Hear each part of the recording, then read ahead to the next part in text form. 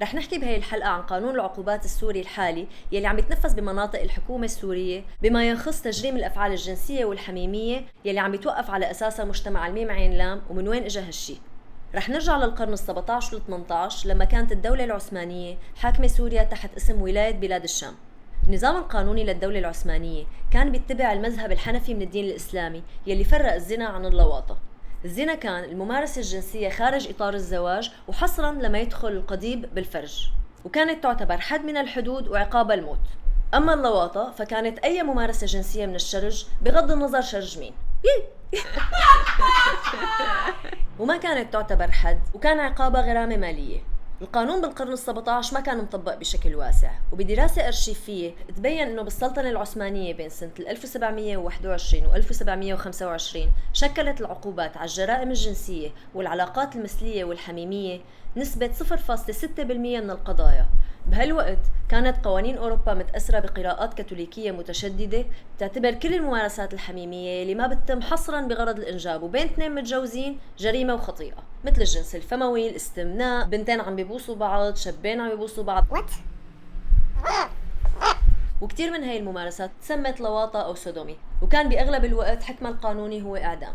القوانين البريطانية صارت تتجنب كلمة سودومي لأنه عيب، وبحسب المعلق القانوني ويليام بلاكستون كانوا يعتبروها الجريمة الفظيعة يلي ما بصير المسيحي يقول اسمها. فصاروا يستعملوا كلمات تانية، وبالنهاية بالقرن ال18 سموها الجريمة الشنيعة ضد الطبيعة. شنيعة كش. ومن هون دخل مصطلح فعل مخالف للطبيعة على بعض القوانين الأوروبية. بس فكرة مخالفة الطبيعة جاية من القرن الأول من ماربولوس لما قال إنه الجنس هو شر لابد منه، هدفه الوحيد لازم يكون الإنجاب، وكل شيء تاني سماه كونترا ناتورام يعني ضد الطبيعة.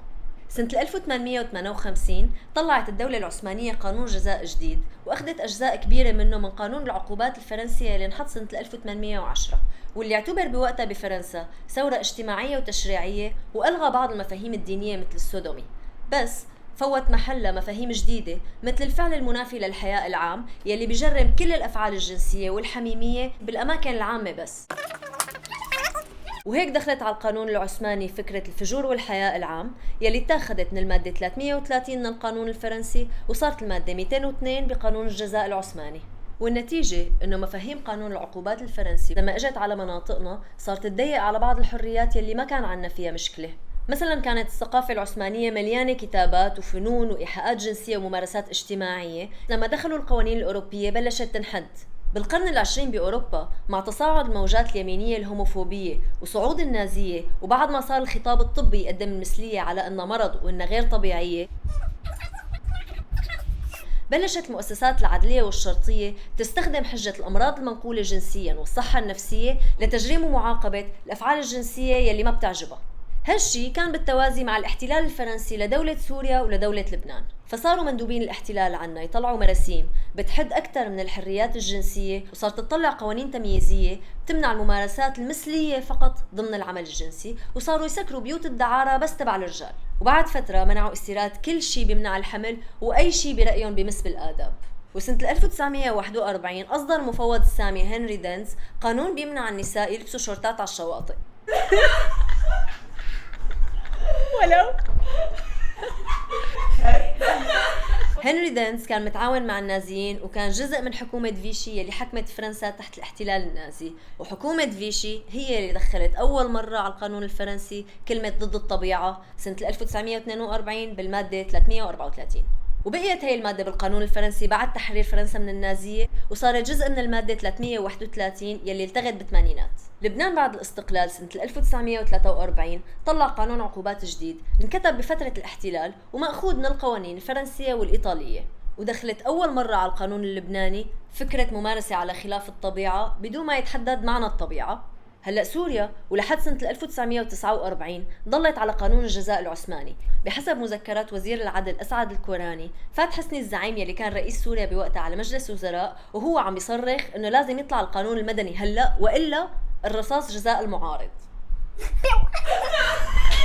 وهيك خلال أسبوعين طلع القانون المدني وقانون العقوبات يلي هو نفسه قانون العقوبات اللبناني مع شوية تعديلات. خلال أسبوعين طلع قال من مصلحة الدولتين يكون عندهم قانون واحد بسبب العادات والتقاليد والمصالح المشتركة والتجارة وما بعرف شو، واعتبروه بوقتها ثورة تشريعية واجتماعية. وصار عنا باب الآداب والأخلاق العامة، وصار عنا باب الآداب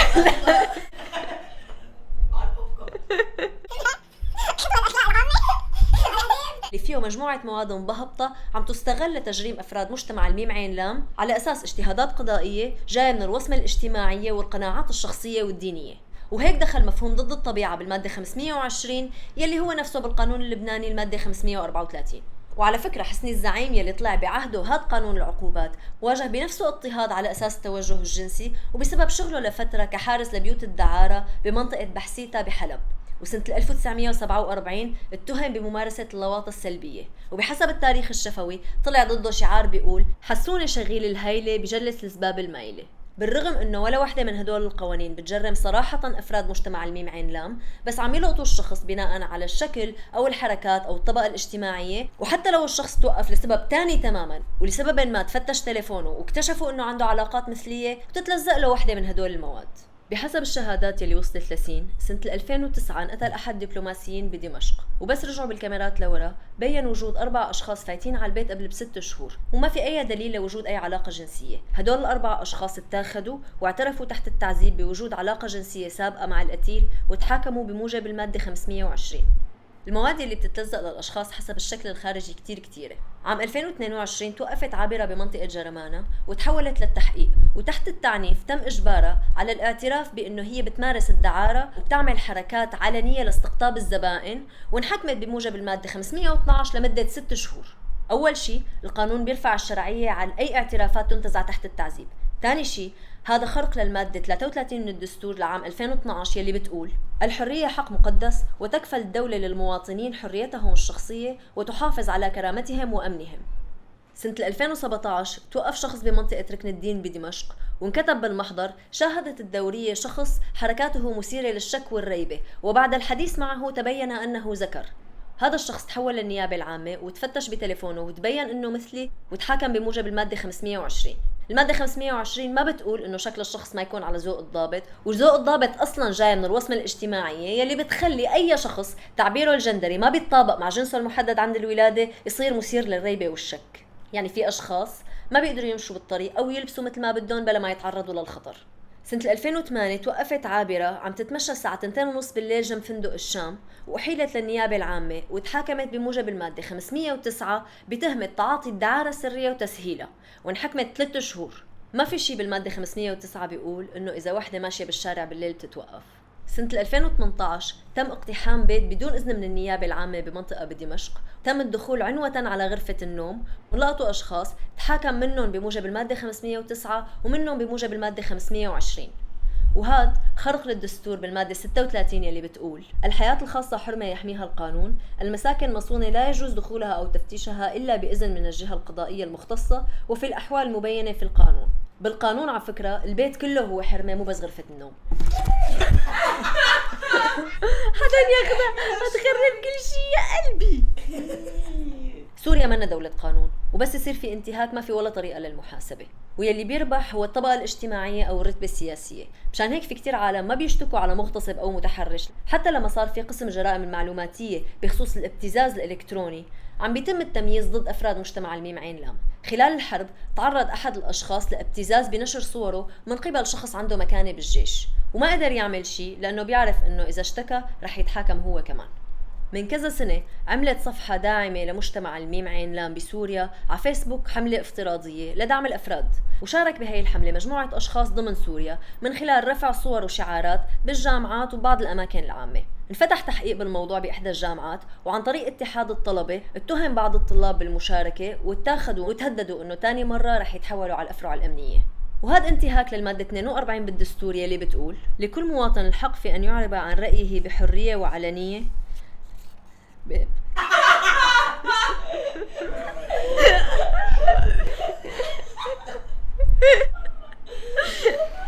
مشكلة حقيقية.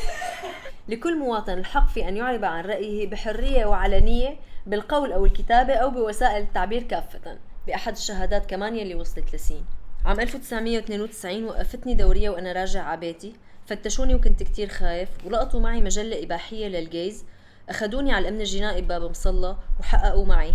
بعدين حولوني على النيابة العامة وحكمني القاضي 6 شهور بموجب المادة 517 بتهمة التعرض للآداب والأخلاق العامة من خلال تداول مجلات إباحية. هاي المادة أساساً بتجرم التجارة، ما بتجرم واحد حامل مجلة وضابة بشنطايته. بالمقابل تحت جسر الثورة وتحت جسر الرئيس كانوا يبيعوا سيديات أفلام سكس. سينما أوغاريت سابقاً بمنطقة الحجاز كانت تعرض بالعيد أفلام سكس عادي، مع إنه المادة 519 بتجرم البيع والشراء وفي كذا مادة تانية بتجرم التحريض على الفجور، بس لا. الأخلاق والآداب العامة موضوع نسبي بيختلف من وقت لوقت ومن مجتمع لمجتمع، حتى ضمن المدينة نفسها. فمثلا في كتير عالم بالمجتمع السوري ما بيتوقفوا إذا باسوا بعض بالشارع أو إذا لبسوا شورتات قصيرة أو تنانير قصيرة، وما بيقبلوا على حالهم إنه تجي دورية أخلاقية توقفون بالشارع، لأنه بالنسبة لهم هاد ما نوع إخلال بالحياء العام. بالمقابل فيهم يضطهدوا شخص إذا منه لابس على ذوقهم، أو إذا شاب شكله بنوتي كمش إيد شاب شكله حمش. النظام السوري بيعرف كتير منيح وين بتصير الحفلات الخاصة للغيريين وللمثليين، بس المداهمات بتصير بس على الحفلات تبع المثليين. بالرغم انه هاي القوانين ما بتخص بس افراد مجتمع الميم عين لام، وبدل ما هالعالم تسعى انه تلغي هاي القوانين على الكل، بس لا، معلش تضل عم تطبق على فئة من العالم حتى لو هالشي خرق للمادة 33 بالدستور. المواطنون متساوون في الحقوق والواجبات، لا تمييز بينهم في ذلك بسبب الجنس او الاصل او اللغة او الدين او العقيدة. وشكرا. هاي الممارسات كمان بتتناقض مع الاتفاقيات والمعاهدات الدولية يلي سوريا موقعة عليها. من أول عفو عام طلع بسوريا سنة 1931، وكل مراسيم العفو العام يلي أصدرها حزب البعث العربي الاشتراكي تم فيها استثناء مواد باب الآداب والأخلاق العامة يلي بيعتبرها النظام أخطر من الإرهاب. ب 31 أيار سنة 2011 طلع عفو عام، وطبعا بيستثني المواد المتعلقة بالإخلال بالآداب والأخلاق العامة. وصرح وقتها وزير العدل تيسير قلة عواد وقال: لم يستثني المرسوم من أحكامه إلا عددا محددا للغاية من الجرائم، ولا سيما تلك التي تنطوي على أفعال شائنة ومخلة بالشرف، وهي الجرائم التي يستهجنها المجتمع السوري ويرفضها. هذا العفو شمل تهم الإرهاب يا جماعة. وطلع بموجبه زهران علوش وحسان عبود وأحمد عيسى الشيخ اللي تصوروا صورة ثلاثية ثلاثتهم مبسوطين وأسسوا صقور الشام وأحرار الشام وجيش الإسلام. يعني بالنسبة للنظام السوري، اثنين بالغين راشدين عم يحبوا بعض برضائية هو فعل شائن، وهو أخطر وأشنع من إرهابيين عم بيقتلوا بشر. الخطاب السياسي اليميني بالعالم كله عم بيتوجه لدرجة أعلى من التجريم والهوموفوبيا والترانسفوبيا بسوريا وبدول الجوار، وعم تستعمل كلمة مثلية وشذوذ مع بعض لما يضل في مجال للغموض بمعنى فكرة خلاف الطبيعة. وبالسياق السوري صار في هوس بفكرة الليبرالية الحديثة والغربية وربطها مع تخريب المجتمع والعائلة والترويج للمثلية. الإنسان، حرية الإنسان، اللي بدك إياه اللي بدك إياه، آخر الشيء سيصبح هذا الإنسان فريسة أمام المال والغريزة. نعم. وأنا مرة أخرى أقول هذا عمق في الفهم. نعم. عجيب جدا.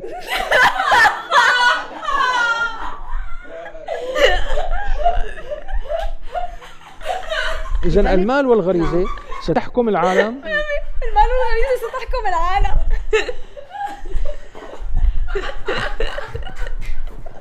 عمق في الفهم غريب جدا. فينا نكتر المال ونخفف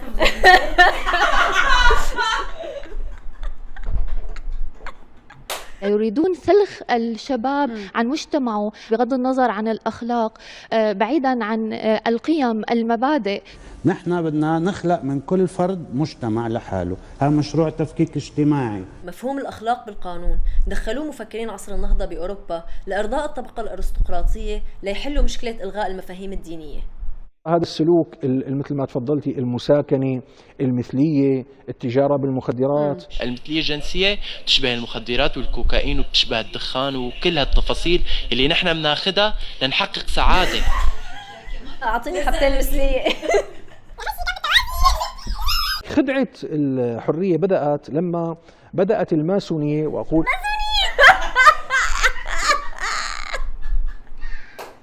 أو يمارس حريته في التعبير عن هواه وغريزته الجنسية بشكل مخالف للطبيعة البشرية، هذا ما له حر، هذا عبد لغريزته.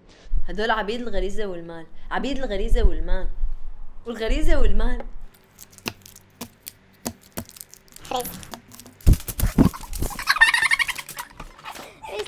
مجتمع الميم عين لام ما اجى من اوروبا، بس الترانسفوبيا والهوموفوبيا وقوانين التجريم هي اللي اجت من هناك. من كم يوم كنت قاعده بقعده بدرة بصبيه عندها هي المشكله، وبتقلي رفيقتي بتقلي عادي انه هي بتجيب رفيقتها معها لبيت اهلها. طيب انا لحتى وصلت هي المخلوقه لوصلت لهالمواصيل وصلت لهي المواصيل. غريزة مال كوكايين مثلية، مخدرات، مساكنة، كوكايين. خلق النظام لحملات الكراهية والهلع الأخلاقي والمس بالمقدسات بينقل الغضب العام من الجوع والفقر والفساد للغضب على فئة مهمشة ما دخلها بهذا الواقع. الشيء اللي عم نحكي عنه هي الجنسية. مفهوم علم النفسي الجنسية تعبر عن الحالة النفسية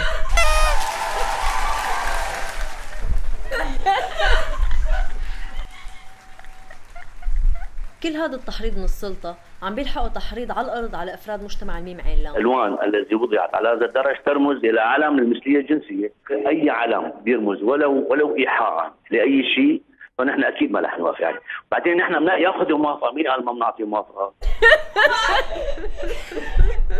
مؤخرا بسوريا عم يتم الترويج لدستور جديد حساس للنوع الاجتماعي، بس القانون بسوريا اليوم يلي عم بيدعوا انه عم بيطبقوه جاي من الاستعمار وقديم وسيء واصلا عم بيطبق غلط وما في اي محاسبه لهذا الخرق. وعم بيكون في تجاهل تام للعلم وللمراجع العلميه اللي سوريا بتدعي انها بتتبعها يلي غيرت هي المفاهيم من سبعينات القرن الماضي مثل ما حكينا بالحلقه الماضيه. اي عمليه مساومه وتفاوض باعداد هذا الدستور لمجتمع الميم عين لام يعني مرحله اقصاء وتهميش جديده. حاولنا بهي الحلقة نرجع للسياق التاريخي اللي اجت منه هي القوانين لنقدر نفككها ونفرض وجود كل الأفراد، ولنقول انه في بعض المواد بباب الآداب والأخلاق العامة إذا ما التغت ما في دولة مواطنة ولا في حقوق متساوية ولا في دستور عادل.